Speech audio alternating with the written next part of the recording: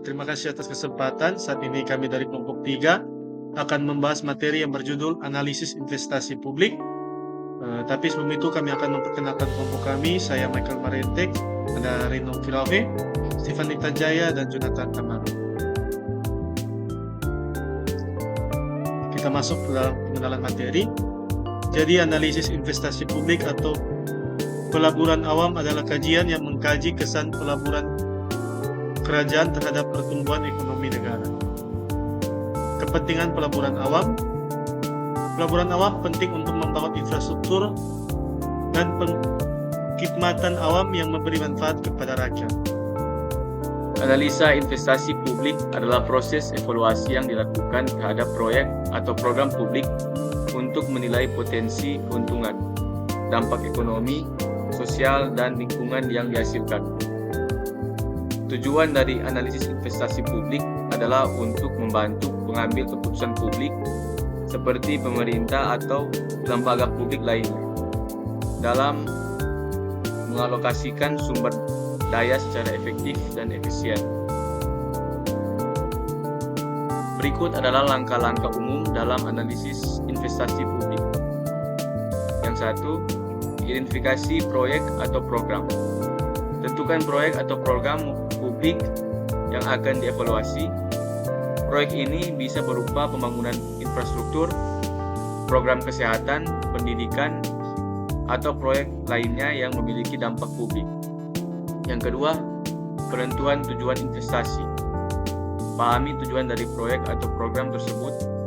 Apakah tujuannya untuk meningkatkan layanan publik, menciptakan lapangan kerja, atau mengurangi dampak lingkungan. Yang ketiga, analisis biaya. Hitung biaya yang diperlukan untuk melaksanakan proyek atau program, termasuk biaya investasi awal, biaya operasional, dan biaya pemeliharaan di masa depan. Yang keempat, analisis manfaat. Identifikasi dan nilai manfaat yang diharapkan dari proyek atau program tersebut. Manfaat ini bisa berupa pendapatan tambahan, penghematan biaya, atau manfaat sosial seperti peningkatan kesejahteraan masyarakat. Yang kelima, penilaian risiko. Evaluasi risiko yang terkait dengan proyek atau program, misalnya risiko keuangan, teknis, atau lingkungan yang dapat mempengaruhi keberhasilan dan keberlanjutan proyek. Yang keenam, perhitungan kelayakan. Lakukan perhitungan kelayakan investasi untuk menilai apakah manfaat yang diharapkan dari proyek atau program tersebut sebanding dengan biayanya. Ini dapat meliputi perhitungan nilai sekarang bersih atau NPF, tingkat pengambilan internal atau IRR, atau periode pengambilan investasi atau payback period. Yang ketujuh, evaluasi alternatif. Bandingkan proyek atau program dengan alternatif lain yang mungkin ada. Tinjau opsi lain untuk memastikan alokasi sumber daya yang optimal. Yang kedelapan, analisis kebijakan. Pertimbangkan aplikasi kebijakan jangka panjang dari proyek atau program tersebut, termasuk dampak sosial, lingkungan, dan ekonomi yang lebih luas. Dan yang kesembilan, penyusunan laporan dan rekomendasi. Sajikan hasil analisis investasi publik dalam laporan yang komprehensif, termasuk rekomendasi tentang apakah proyek atau program tersebut layak dilaksanakan dan bagaimana pengelolaannya dapat dioptimalkan. Oke, berikutnya adalah beberapa faktor penting yang perlu dipertimbangkan dalam analisa investasi publik. Yang pertama, manfaat publik. Evaluasi manfaat yang dihasilkan oleh proyek atau program publik bagi masyarakat secara keseluruhan. Ini dapat mencakup peningkatan layanan publik, penciptaan lapangan kerja, peningkatan kesehatan atau pendidikan masyarakat, dan peningkatan infrastruktur yang dapat meningkatkan kualitas hidup.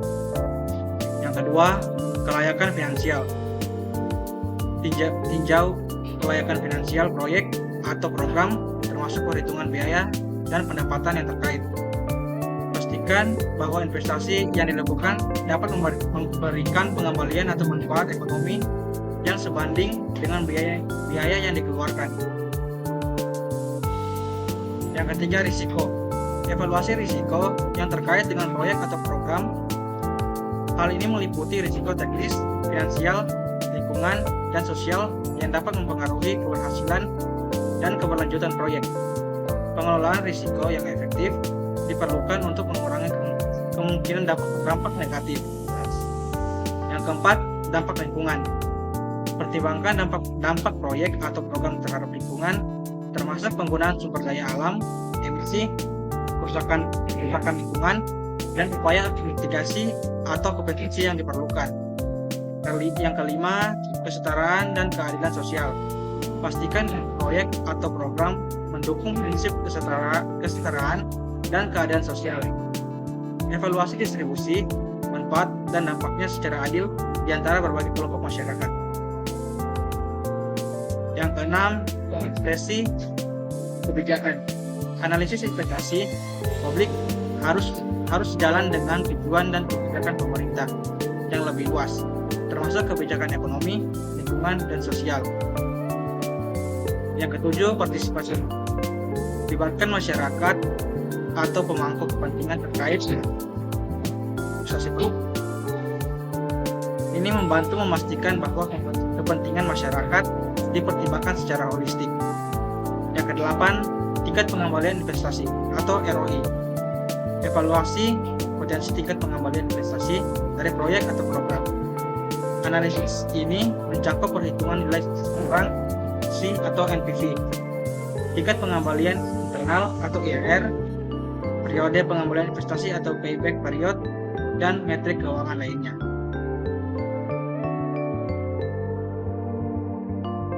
Sembilan, ketersediaan sumber daya. Tinjau ketersediaan sumber daya yang diperlukan untuk melaksanakan dan memelihara proyek atau program. Ini termasuk anggaran, tenaga kerja, material, dan infrastruktur pendukung lainnya. Yang ke-10, evaluasi alternatif. Selalu pertimbangkan alternatif lain yang mungkin ada sebelum mengambil keputusan investasi publik. Bandingkan berbagai opsi untuk memilih yang paling efektif dan efisien. Tujuan dari analisis investasi publik adalah untuk membantu mengambil keputusan publik, seperti pemerintah atau lembaga publik lain, dalam mengalokasikan sumber daya publik efektif dan efisien.